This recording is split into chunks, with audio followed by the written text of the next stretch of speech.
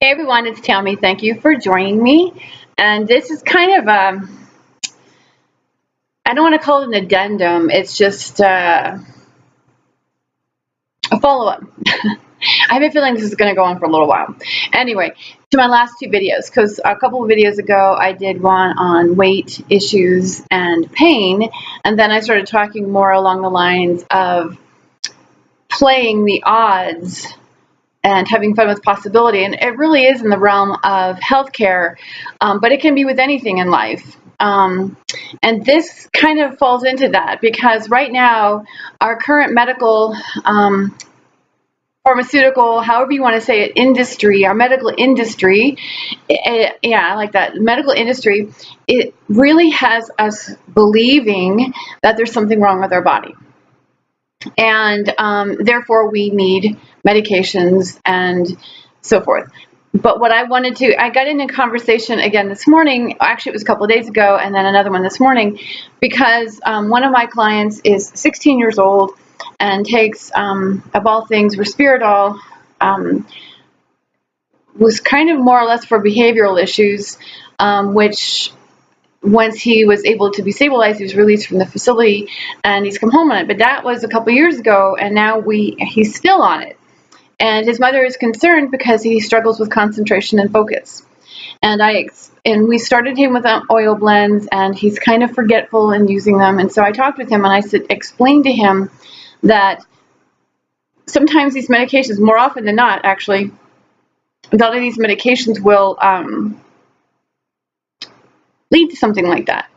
Without going into a lot of detail and as to why, I just explained that this is a fact. And so the oils that he has is really a way of stabilizing the system to enhance his ability to focus and increase his mental clarity. And he understood it. And my explanation was that there's a lot of people currently in the United States, and I've talked about this in other videos, and I'm going to talk about it again because it was the topic of conversation this morning.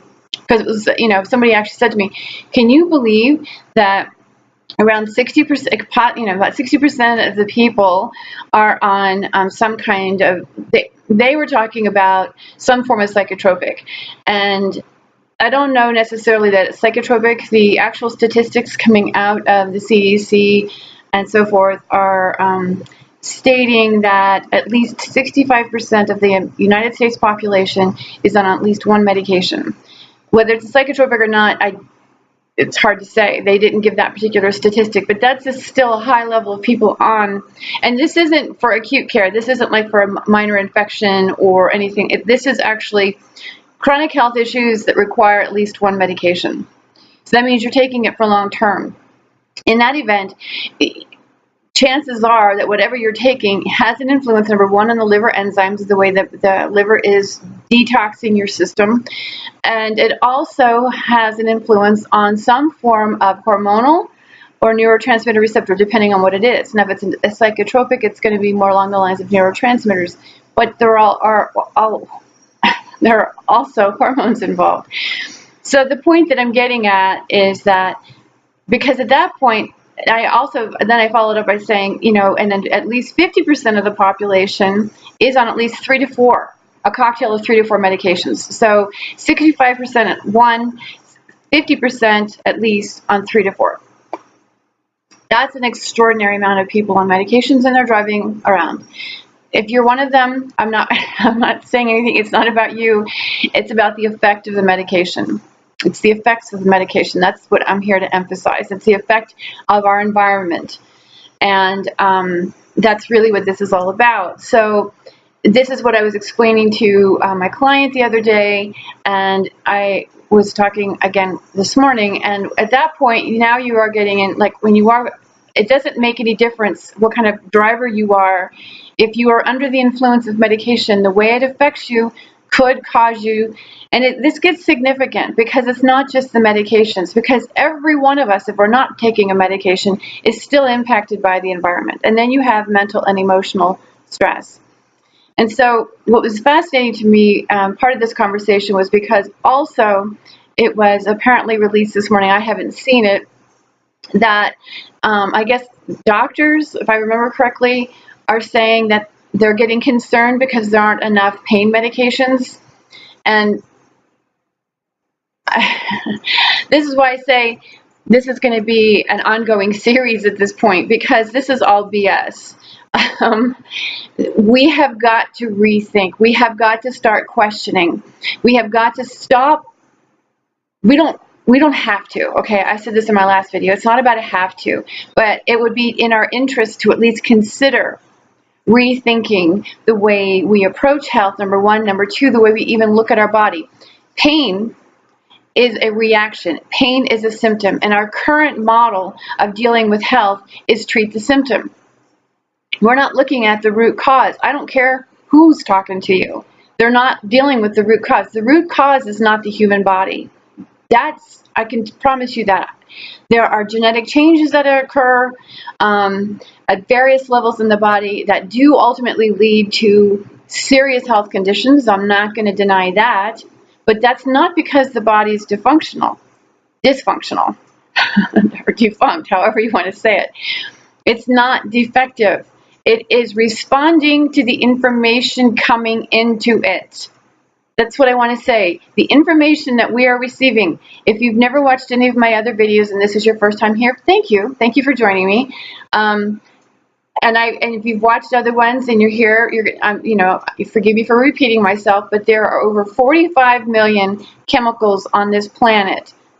Man-made chemicals currently being consumed by the human population, well, animals for that matter, but we're being exposed to them through the air, through the water, through our foods, medications. I mean, medications are classified in this chemical. 45 million chemicals, tens of thousands of them. I think the one count, they've been able to confirm that at least 70,000 of these chemicals have an impact on the endocrine system. Endocrine is another word for hormonal, and I don't mean to be disrespectful to anyone, but this is a significant statement that tens of thousands of these chemicals affect the hormonal system, which ultimately means, even again, if you're not taking a medication, your hormonal system is disrupted. There's a disruption to the way your system is supposed to be working, number one, because of these chemicals. And what happens? Let's just say that we were all completely blissed out and we didn't have any mental or emotional distress, yet we have the environment. So what happens? The body produces oxidative stress in response. This is the reason why taking antioxidants is not going to eliminate the root of the problem. The root of the problem is the environment. It's not the human body. If we cut ourselves or we poke ourselves and we experience pain, that's in reaction to the root. What's the root cause? The root cause is the whatever you stuck yourself with, whether it's a pin, a nail, a piece of glass, whatever you stuck yourself with is the reason why you hurt. It is not because the body's dysfunctional. Pain itself has a number of sources, but when we're producing oxidative stress, we're not producing the chemistry to actually help relieve the pain. The oxidative stress is a reaction to the environment. It's a reaction to stress. Environmental trauma is stressful to the system. The body is wired to survive, therefore it will produce oxidative stress that leads to inflammation and pain and so on and so forth. Weight issues. I mean, all of this is a result. What we end up living with is the body's interpretation to the information coming in. That's how I want to say that. So the information coming in, all of these chemicals coming into your system, whether you know it or not, I mean, you don't know it. I mean, you don't know it. And we can do everything we can to protect ourselves, but unless we go live in a bubble, we're never going to get away from it. So this is the reason why essential oils are necessary. You know, we can talk about medications, but the medications are not going to solve the root of the problem. They are not going to reverse genetic alterations. And, you know, and my heart is with everyone who is living with some really serious health conditions as a result of what our species has produced. It's not, you know, in many ways, it's not fair. But these are all signs. These are all symptoms of what's going on. And until we put an end to it, we've got to help our body respond more effectively to the root cause.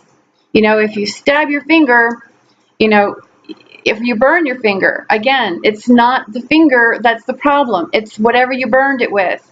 You're going to put ice on it to help relieve it, right? You're going to, you know, or butter on whatever your solutions are. Stick it in a vat of lavender oil. That is, you know, that's a story. If you're not familiar with essential oils, that's a story about how we came into the new age of aromatherapy. But nonetheless, however you relieve the burn is how you relieve it. But again, the source of the burn is the root cause. So the root cause of all health is not the body. The body is working. It's effectively working to the best of its ability given the information it has.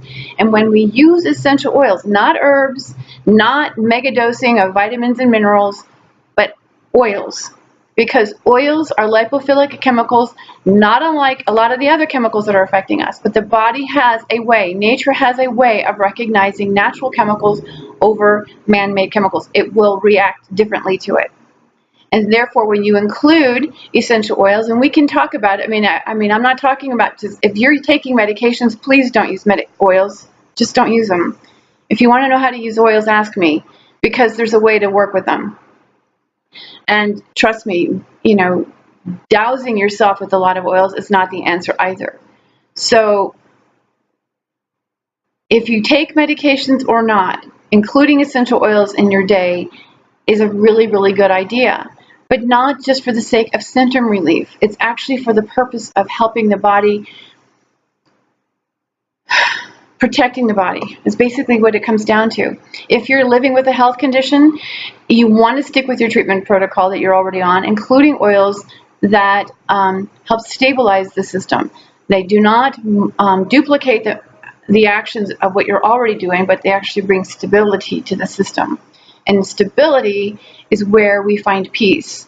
And I'm not trying to be so spiritual here, but you know, when you feel grounded, when you feel safe, there's a relief there, and this is what the body is needing.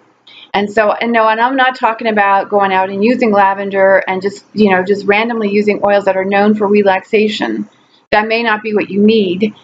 It was funny, I met somebody one time years ago, and his statement to me was, I don't sleep very well, but my guess is you're going to tell me to use lavender. And I told him, no, I'm not. I would need to know what you actually got going on, number one. Number two, what you're doing about it, and then coming up with a solution. But lavender oil is not my answer for sleep, especially long-term use. And so there again, this is really what I came to my computer to say today, because we're going about this ass backwards, and we keep getting told that our medical solutions, number one, are one size fits all, but then there's always the backtracking. Well, be aware of these side effects, and if you have this and you have this and you have this, this may not be the answer for you. Check with your doctor. Well, that all sounds very responsible, but the fact is that, when you have the AMA and the American Pediatrics, it's like, but you have them making standardized statements. This is the standard, or, just generalized. Like the one that I'm thinking of off the top of my head is another client who clearly has scarring as a result of 3 DNCs, and she continues to hemorrhage. And I'm really concerned about the pediatric belief that I think it's the American Academy of Pediatrics, I think is what it's called. But it's the generalized belief that administering progesterone during pregnancy or even while nursing is safe, or for that matter, birth controls, but they don't want to issue birth control pills. Birth control pills, not birth control per se, but birth control pills. They don't really want to use birth control pills that have estrogen in them while nursing because it'll reduce the milk supply.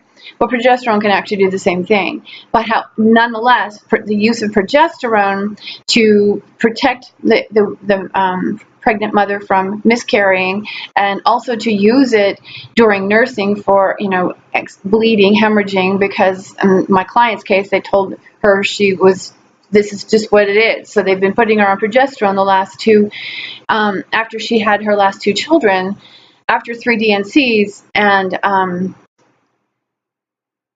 it's appalling.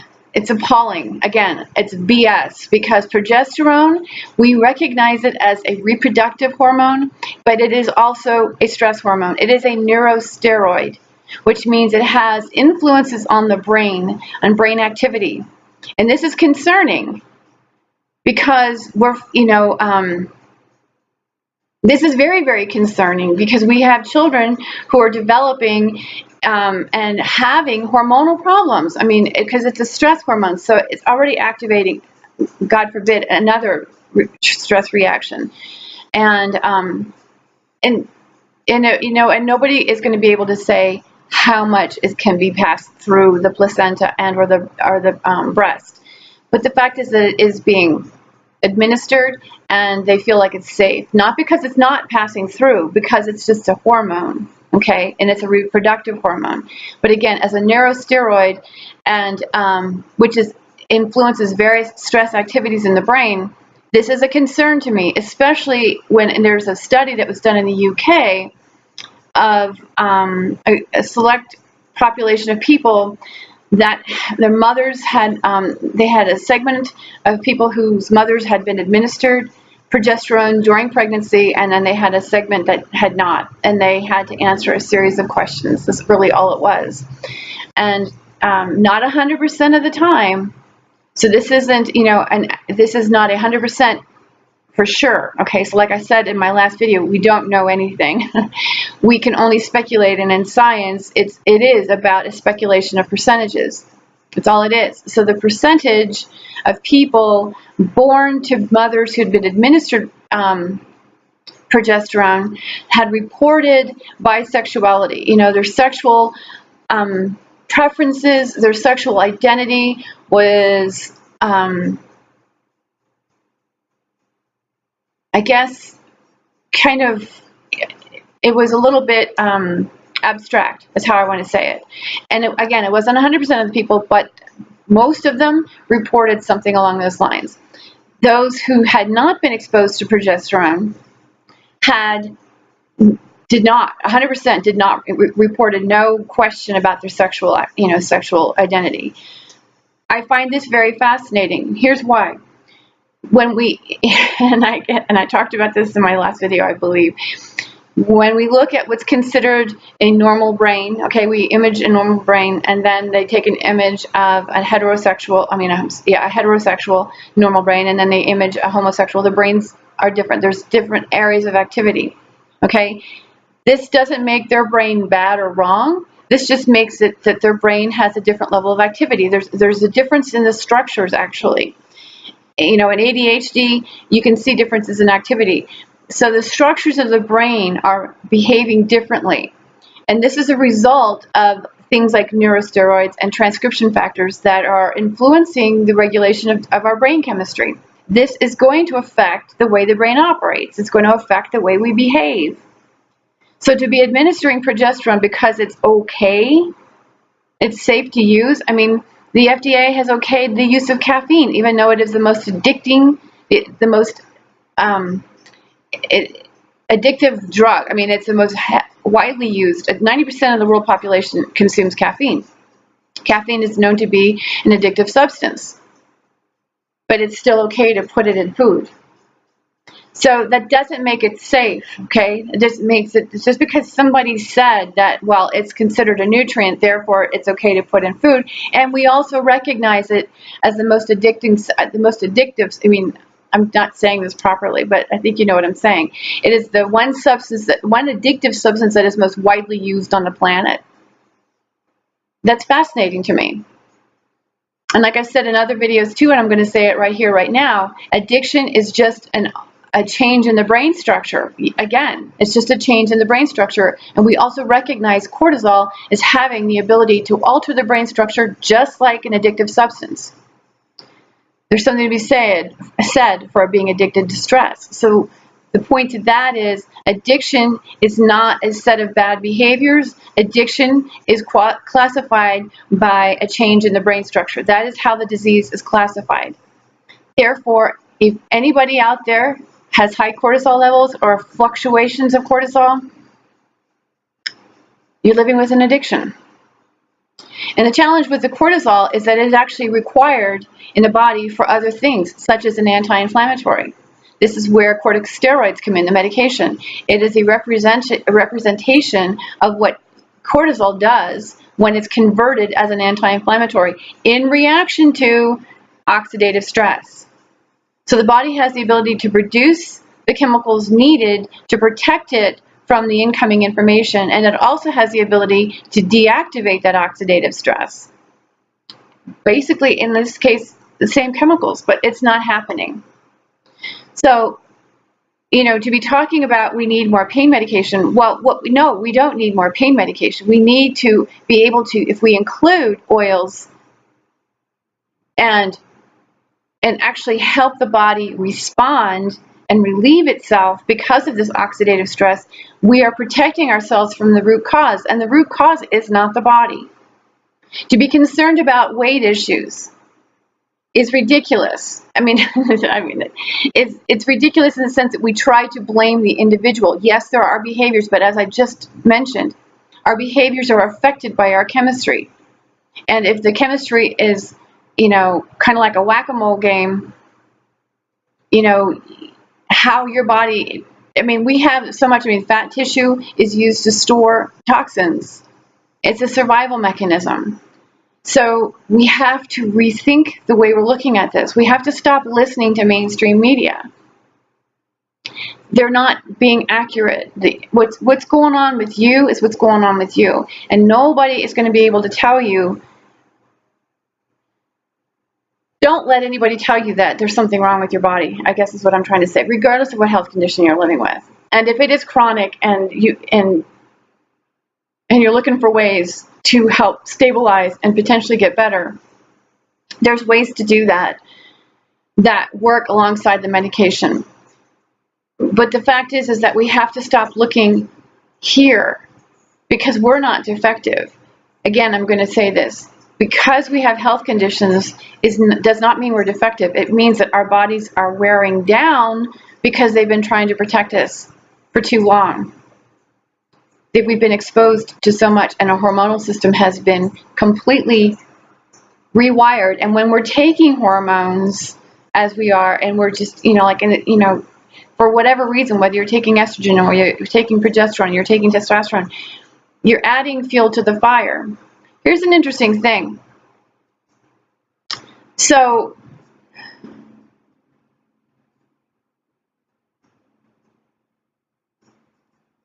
histamine. I've done a lot of videos on histamine. And I've got a lot of responses from people on histamine. And because many of us talk about histamine as being a problem. And it's gotten gray outside, so I've noticed the lighting here is a little bit weird. So anyway, what happens when there's high levels of histamine in the cardiovascular system? It actually interferes with the production of nitric oxide. And nitric oxide is an important hormone that is required for energy, and it's also required for, it's also used in neurochemistry. So there's a vast value for nitric oxide. This is a reason why you can buy it as a supplement. But this is as a result of histamine.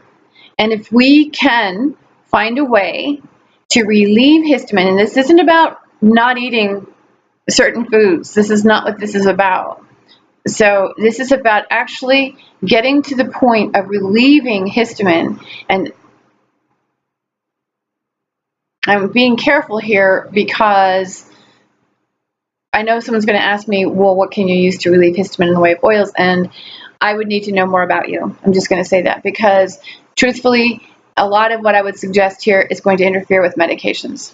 It's going to really cause problems with medications. So we have to figure out a way to get around that. But there is actually a way to relieve histamine down to that level, to the point, especially in the digestive system, to the point where nitric oxide can be produced. And this all comes down to nitric oxide synthase. So it's all connected, but we have to now it comes back to digestion. So I'm finding myself, I feel like I'm rambling, but the point that I'm getting at is that we have the ability to help stabilize our system, even if you are taking medications. And my biggest concern is that the effects of the medications are interfering with our ability to be fully present and accept the fact that what's being handed to us is not accurate. And all of that, by that I mean is that our body is not the problem. You know, for those people again who are suffering with something, you know, my heart goes out to you, because it's not any fun to be in pain or discomfort. So, you know, as I mentioned in my one video, I'm actually really good with pain, and I'm really good with helping to stabilize the system. And if you'd like to know more, check out my website, synergessence.com, and or follow me on Instagram or Twitter at TammyDavis8. My biggest passion, truthfully, is being an aromacologist, which is to custom formulate blends for you, regardless if you're using blends or not. It's not about whether yours are good or bad. It's just about really kind of scientifically, because what I do is evidence-based. It's scientifically formulating something for you that will help take you to the next level. Anyway, thank you for watching. Let me know if you have any questions. But at this point, I am going to probably continue, like I said, with this series, because I'm exhausted of the I'm exhausted with the misunderstanding that's being generated and the speculation on percentages. I would much rather somebody play the odds and win. Thanks for watching, and I'll talk to you later. Bye now.